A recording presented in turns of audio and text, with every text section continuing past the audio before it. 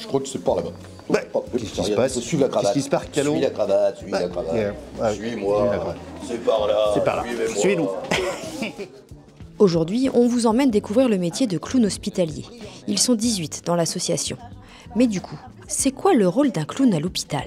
On a un rôle d'un petit peu d'ouvrir les fenêtres de l'hôpital et puis d'aérer un petit peu les patients, les enfants, de les sortir un peu de tous ces soins. Le clown est la chose la plus inutile à l'hôpital. C'est pour ça qu'il faut qu'il y ait des clowns à l'hôpital. Ça fait du bien un petit peu de ne pas être que dans la technique du soin pur, mais d'être aussi dans la légèreté et dans la vie. On est là pour rappeler à ces enfants qu'ils sont bien des enfants et les ramener dans ce qu'ils ont de plus fort, c'est d'imaginaire en fait. Moi quand je viens ici, je viens pas voir des enfants malades, je viens voir des enfants.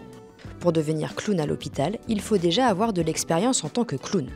Les candidats passent ensuite une audition et une fois sélectionnés, l'association se charge de les former à la particularité du monde hospitalier.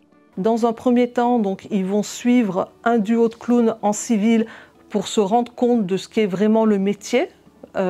Et puis toujours travailler leur personnage, voir comment ils vont le faire rentrer dans cet environnement-là, etc., la relation avec les enfants, enfin toutes ces choses-là. Et ensuite, ils travaillent donc en duo avec nos clowns, d'abord dans des services plus généralistes, et au bout de 6 mois à peu près dans des services un peu plus spécifiques, un peu plus compliqués pour le clown, comme la réanimation, la néonatologie, etc.